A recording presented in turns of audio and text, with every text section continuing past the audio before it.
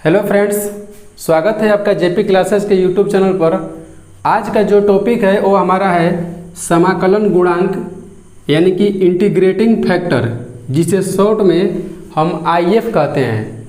इस टॉपिक से आपको 12th एग्ज़ाम के साथ साथ एयरफोर्स नेवी में भी इस टॉपिक से प्रश्न आते हैं। चाहे आप किसी भी राज्य के हों, किसी भी स्टेट के हों, इस टॉपिक से आपको बोर्ड एग्ज़ाम के साथ साथ कंपटीशन एग्ज़ाम में भी प्रश्न मिलेंगे। तो चलिए इसके बारे में समझते हैं, इसका क्वेश्चन देखते हैं। इसके लिए आपको दो तरह से सवाल पूछे जाते हैं। पहला नंबर में ऐसा होता है dy dx plus P Y बराबर क्यू। इस फॉर्मेट में अगर क्वेश्चन रहता है तो इसका समाकलन गुणांक यानी कि आईएफ निकालने का सूत्र होता है e to the power p dx का इंटीग्रेशन। अगर इस फॉर्मेट में क्वेश्चन रहे तो इसका समाकलन गुणांक यानी कि आईएफ निकालने का फॉर्मूला होता है e to the power p dx का इंटीग्रेशन। ये हो गया पहला टाइप। दूसरा टाइप में होता है dy dx का उल्टा रहेगा dx dy प्लस यहाँ पर y था ना, तो अब की बार में x रहेगा px बराबर q। ये p क्या है, q क्या है बता रहे हैं थोड़ी देर में। पहले आप फॉर्मेट समझ लीजिए। अगर इस टाइप का क्वेश्चन रहे तो इसका आईएफ निकालने का फॉर्मूला होता है आईएफ बराबर e to the power p, यहाँ पर dx है तो अब की बार dy हो जाता है। इस तरह से ये हमारा फॉर्मूला है। अब समझते हैं p और q क्या है। तो देखिए q कोई भी x y का संयुक्त फंक्शन हो सकता है, चाहे त्रिकोणमितीय राशि हो सकती है, चाहे x या y दोनों में से किसी का भी फंक्शन हो सकता है। लेकिन यहाँ पर p जो है x का फंक्शन होगा, जैसे कि x log x tan x sec x। तो जब यहाँ पर देखिए कि जब y है तो ये p जो है x का फंक्शन रहेगा, और यहाँ पर x रहेगा तो जो p है वो y का फंक्शन हो सकता है। जैसे कि p बराबर log y tan y dy y, केवल ऐसा फंक्शन हो सकता है। तो चलिए ये दो हमारा टाइप था। अब इस पर आने वाले प्रश्नों को देखते हैं जो बोर्ड एग्जाम में पूछा गया है।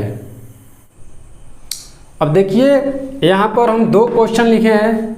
अभी इस दोनों क्वेश्चन के बारे में आपको इस तरह से हम बता दिए हैं। क्वेश्चन क्या है कि dy dx plus P Y बराबर क्यू का समाकलन गुणक क्या है। ये जो क्वेश्चन है 2010, 2016 और 2021 बिहार बोर्ड एग्जाम में पूछा गया है। आगे भी पूछे जाने की भरपूर संभावना है। तो अभी हम बताएं कि जब dy dx plus P Y बराबर क्यू हो, यानी कि इतना हो dy dx plus P Y बराबर क्यू, तो इसका समाकलन गुणांक आईएफ निकालने का फॉर्मूला होता है, आप इसको नोट कर लीजिएगा अच्छी तरह से, बहुत ही उपयोगी है। फॉर्मूला होता है e का पावर p dx। तो इस फॉर्मेट पर ये बिल्कुल ही सेम का ये सेम टू सेम यही है। तो इसका राइट आंसर समाकलन गुणांक हो जाएगा e का पावर p dx। अब ऑप्शन ए में नहीं है, ऑप्शन बी में नहीं है, ऑप्शन सी में नहीं है, ऑप्शन डी में है। तो इस सवाल का राइट आंसर ऑप्शन डी हो जाएगा e का पावर p dx। अब देखिए दूसरा सवाल भी आपको दिख रहा है dx dy plus P Y बराबर क्यू का समाकलन गुणांक क्या है। ये जो क्वेश्चन है फॉर्मूला की तरह ही है, 2018 एग्जाम में पूछा गया है। तो अभी हम बताएं इस फॉर्मेट में रहे dx dy प्लस px बराबर q, तो इसका समाकलन गुणांक निकालने का होता है e का पावर p dy का इंटीग्रेशन। तो हम सबसे पहले देखेंगे किस ऑप्शन में है, इसको आप नोट कर लीजिएगा बहुत अच्छी तरह से। e का पावर p dy, क्योंकि यहाँ पर y है तो dy होगा। e का पावर p dy कहाँ पर है, देखिए इसमें है e के पावर p dy का इंटीग्रेशन। तो इस आधार पर क्वेश्चन 2 यानी कि क्वेश्चन नंबर 2 का राइट आंसर ऑप्शन बी हो गया। बहुत ही उपयोगी है, 2018 एग्जाम में पूछा गया है। अब बढ़ते हैं नेक्स्ट क्वेश्चन नंबर 3 पर। क्वेश्चन है dy dx प्लस 2y बराबर cos x का समाकलन गुणक ज्ञात करें। ये क्वेश्चन 2022 एग्जाम फिलहाल में पूछा गया है। आपके पास 4 ऑप्शन है, इसमें से आपको आंसर बताना है। तो अभी हम बताएं कि अगर dy dx प्लस यहाँ पर देखिए py,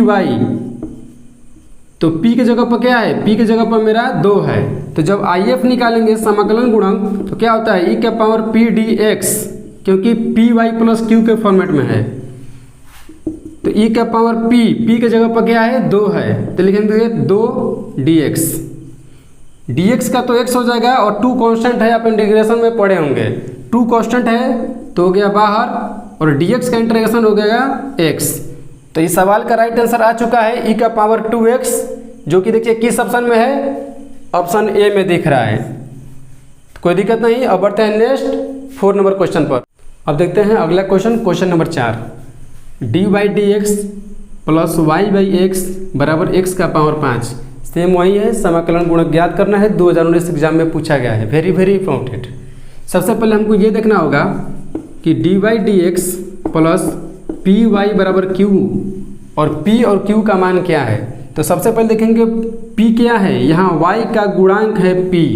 तो यहाँ पर देखेंगे कि y का गुणांक क्या है, हमको क्या दिख रहा है, इसके जगह पर हमको y बाई एक्स दिख रहा है। तो इसको हम ऐसे लिख सकते हैं 1/x गुणे y।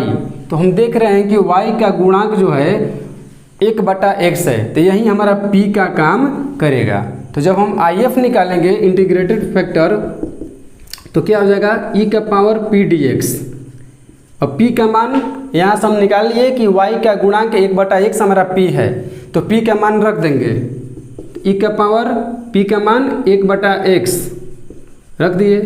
अब आपको पता है कि 1/x इंटीग्रेशन में आ गया, तो इसका फॉर्मूला पता है कि 1/x का इंटीग्रेशन होता है log x। तो यहाँ पर रख देंगे e का पावर 1/x का इंटीग्रेशन log x। अब log के प्रॉपर्टीज के अनुसार आपको यह भी पता है कि अगर ऐसा हो e का पावर log a तो इसका राइट आंसर a होता है। मतलब जो यहाँ पर रहता है वही यहाँ पर आंसर होता है। तो यहाँ पर x है तो इसका राइट आंसर क्या हो जाएगा x। सब कुछ गायब, बस यहाँ पर जो log के साथ जो संख्या रहता है वही आंसर होता है। तो इसका भी log के साथ क्या है x, वही हमारा राइट आंसर आ गया x। तो इस सवाल का IF यानी कि समाकलन गुणांक x ऑप्शन किस में है, ऑप्शन सी में है। अब बढ़ते हैं नेक्स्ट क्वेश्चन, क्वेश्चन 5 पर। cos square x dy dx plus y बराबर 10x का समाकलन गुणांक ज्ञात करें, मतलब क्या होगा। ये क्वेश्चन 2020 एग्जाम में पूछा गया है। ये आपके पास 4 ऑप्शन है। तो इस सवाल को देखने से पहले हम फॉर्मेट चेंज करेंगे कि ये किस फॉर्मेट पर है। तो देखिए हम 2 फॉर्मेट बताए थे, dy dx प्लस py बराबर q। क्या ये क्वेश्चन इस फॉर्मेट पर है, तो अभी हमको नहीं दिखाई दे रहा है, क्योंकि यहाँ पर dy dx छुट्टा रहना चाहिए, उसका कोई गुणांक यहाँ पर नहीं रहना चाहिए एक को छोड़कर। लेकिन यहाँ पर देख रहे हैं कि cos स्क्वायर x इसके मल्टीप्लाई में है, गुणा में है।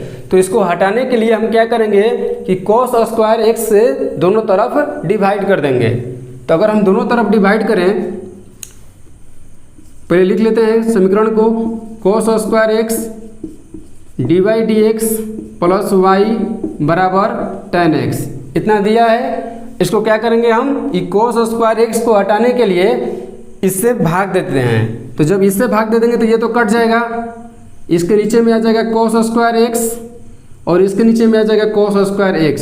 यानी कहने का मतलब क्या आ गया कि dy dx प्लस, अब देखिए y का गुणांक 1 में cos स्क्वायर x है, तो नीचे में जब cos स्क्वायर x रहता है ऊपर में जाएगा तो क्या आ जाएगा सेक स्क्वायर, cos का उल्टा सेक, स्क्वायर है तो स्क्वायर कायम रहेगा, तो हो जाएगा सेक स्क्वायर x। उसके बाद y बराबर, इसको भी चाहे तो हम लिख दें tan x, नीचे में cos स्क्वायर x है, ऊपर में जाएगा तो सेम टू सेम क्या हो जाएगा सेक स्क्वायर x। लेकिन हमको मतलब है इससे, हमारा अगर समाकलन गुणांक निकालना है तो हमको मतलब है y का गुणांक क्या है। तो y का गुणांक हमको दिख रहा है सेक स्क्वायर x। निकालते हैं, चूंकि क्वेश्चन में हमको पूछा है समाकलन गुणांक IF, तो IF अगर निकालेंगे तो क्या होता है e का पावर p dx, यानी कि p क्या है, p है हमारा y का गुणांक। तो y का गुणांक सेक स्क्वायर x है, तो इसके जगह पर लिख देते हैं e का पावर p के जगह पर सेक स्क्वायर x। उसके बाद दिया है dx, तो dx लिख दिए, समाकलन का चिन्ह दे दिए। आपको पता है कि सेक स्क्वायर x dx का समाकलन इनकी इंटीग्रेशन क्या होता है, डायरेक्ट फार्मूला है 10x। तो इस पूरे का समाकलन जब निकालेंगे तो हो जाएगा 10x और e का पावर में लग जाएगा, यानी कि e का पावर 10x। कोई दिक्कत नहीं है, e का पावर 10x हमारा समाकलन गुणांक IF आ गया। तो इस सवाल का राइट आंसर देखिए किस में है, ABCD। तो e का पावर 10x आपको दिख रहा है ऑप्शन ए में। तो अब बढ़ते हैं नेक्स्ट क्वेश्चन, क्वेश्चन नंबर 6 पर। नंबर 6 है x divide dx minus Y बराबर 2x²। समाकलन गुणांक ज्ञात करनी है। क्वेश्चन 2020 एग्जाम में पूछा गया है। ये आपके पास 4 ऑप्शन है। हो सके तो वीडियो को रोककर आप बनाने की कोशिश करिए। अब हम वीडियो को आगे बढ़ाते हैं। सबसे पहले मेरा काम ये होना चाहिए, जो x डिवाइड dx दिख रहा है यहाँ से x न दिखे, तो इसके लिए हम क्या करेंगे कि x जो मल्टीप्लाई में है यानी कि जो गुणा में है उससे हम भाग दे देंगे।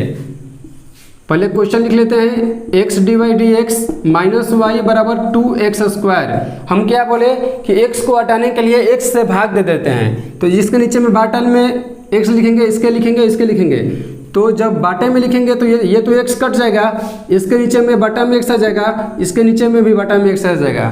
तो मेरा क्वेश्चन जो है वो इस टाइप का हो जाएगा, डिवाइड dx क्योंकि x तो हट गया, माइनस वाई बाई एक्स बराबर, ये देखिए x ऊपर में 2 है, x नीचे में 1 है, तो यानी कि 2 में से 1 घट जाएगा। यहाँ पर भागम पावन घटता है ना, 2 में से 1 घटेगा तो 1, यानी कि हो जाएगा 2x। लेकिन हमको मतलब किससे है, मतलब हमको इससे है y का गुणांक क्या है। IF निकालने के लिए हम क्या देखते हैं कि y का गुणांक क्या है। तो इसको हम ऐसे लिख सकते हैं, माइनस 1/x इंटू वाई। कोई दिक्कत नहीं है, इसको इस प्रकार से लिखा जा सकता है। तो जब divide dx minus 1/x into y बराबर 2x मिल गया तो यही हमारा p हो गया। चिन्ह अगर प्लस में रहे तो उसको प्लस में लिखते हैं, और चिन्ह अगर माइनस में रहे तो माइनस में लिखते हैं। अब निकालते हैं हम समाकलन गुणांक IF। फॉर्मूला तो वही रहेगा, e के पावर p dx, क्योंकि y का गुणांक दिया है तो यहाँ पर dx होगा। ये जो है x का फलन है, इसका मान कितना है, -1/x। तो यही हमारा p हुआ, रख देते हैं। तो e का पावर p के जगह पर क्या हो गया, -1/x।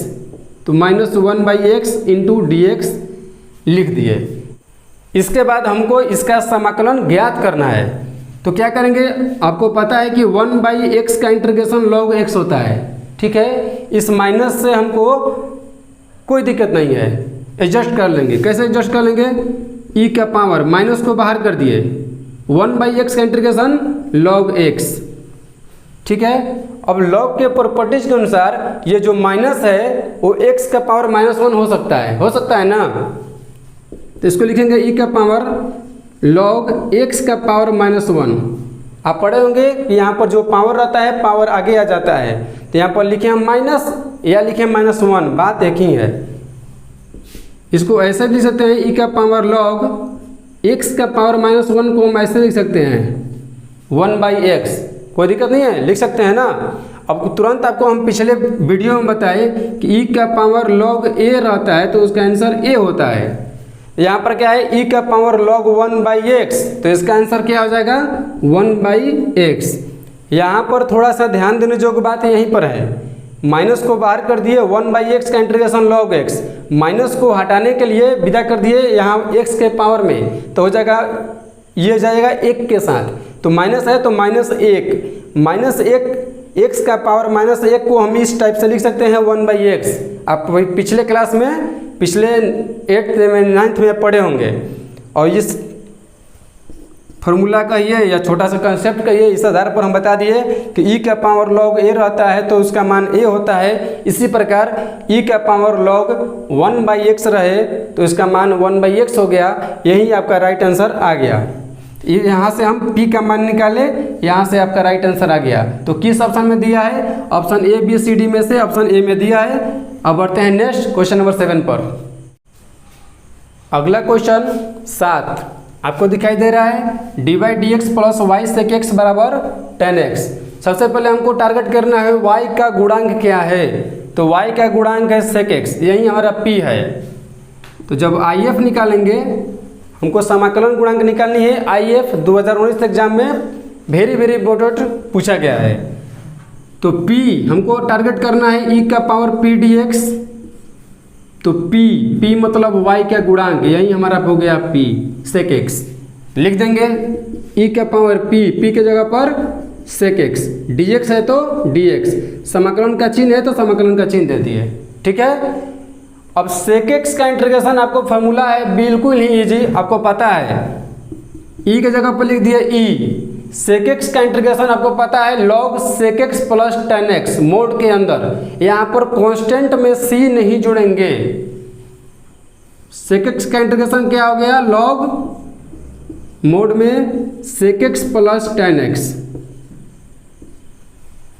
फिर वही बात बार बार वही वाला प्रॉपर्टी यूज हो रहा है, कौन सा, e के पावर log a बराबर a, यही प्रॉपर्टीज log का यूज हो रहा है। e के पावर में log के साथ में जो दिया रहता है वही हमारा आंसर होता है। तो e के पावर में log के साथ में दिया है sec x plus tan x, तो हमारा राइट आंसर यही होगा sec x plus tan x। तो IF क्वेश्चन नंबर 7 का आ गया sec x plus tan x, जो कि किस ऑप्शन में है, ऑप्शन देखिए बी में है, क्योंकि यहाँ पर माइनस है, sec x minus tan x नहीं होगा, sec x plus tan x होगा, ऑप्शन बी सही है। इसको आप अच्छी तरह से देख लीजिए, बिल्कुल ही इजी है।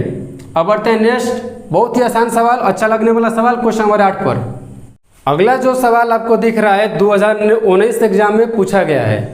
क्वेश्चन क्या है, dy dx आपको दिख रहा है, माइनस वाई cos x बराबर sin x into cos x।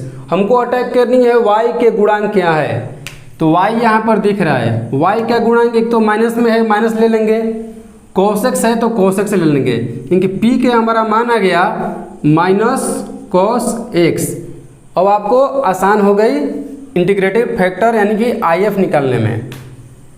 IF निकालते हैं, समाकलन गुणांक निकालते हैं, चाहे आपको इसको समाकलन गुणांक कह लें, चाहे समाकलन गुणक कह लें, चाहे इंटीग्रेटिंग फैक्टर कह लें, बात IF ही है। फॉर्मूला क्या होता है, e का पावर p dx। ठीक है, p का मान हमारा है माइनस cos x। चलिए यहाँ पर लिख देते हैं e का power minus cos x into D x, P का मान रख दिए। अब माइनस कुछ करता है इंटीग्रेशन में, माइनस कुछ नहीं करता है, इंटीग्रेशन से चुपचाप बाहर आ जाता है। तो हमको टारगेट रखना है cos x। cos x का इंटीग्रेशन आप पढ़ रहे होंगे sin x होता है, तो माइनस में है तो माइनस sin x हो जाएगा। cos x का इंटीग्रेशन sin x लिख लेते हैं, e का पावर cos x का इंटीग्रेशन sin x, लेकिन यहाँ पर पहले से माइनस में है चिन्ह, तो यहाँ पर लिख दिए माइनस में sin x। इसके आगे भी कुछ करना है, इसके आगे कुछ नहीं करना है। तो हमारा यही हो गया समाकलन गुणांक IF का मान e का पावर माइनस sin x। किस ऑप्शन में दिख रहा है देख लीजिए, ले ए ऑप्शन में दिख रहा है, यही आपका राइट आंसर हो गया। आगे देखने की कोई ज़रूरत नहीं है, रुकिए अभी जाइए मत। ये हमारा 9 क्वेश्चन हो गया 2009 से लेकर 2021 एग्जाम के आगे 2022 एग्जाम तक जो भी क्वेश्चन है आपको हम बता दिए। आपको एक और यहाँ पर एक क्वेश्चन दिख रहा होगा, इसको आप होमवर्क क्वेश्चन के तौर पर मान लीजिए, इसका जवाब आपको कमेंट करके बताना है। 4 ऑप्शन दिख रहा होगा ABCD। तो मिलते हैं फिर नेक्स्ट वीडियो में किसी दूसरे टॉपिक के साथ, तब तक जय Hind, have a good day.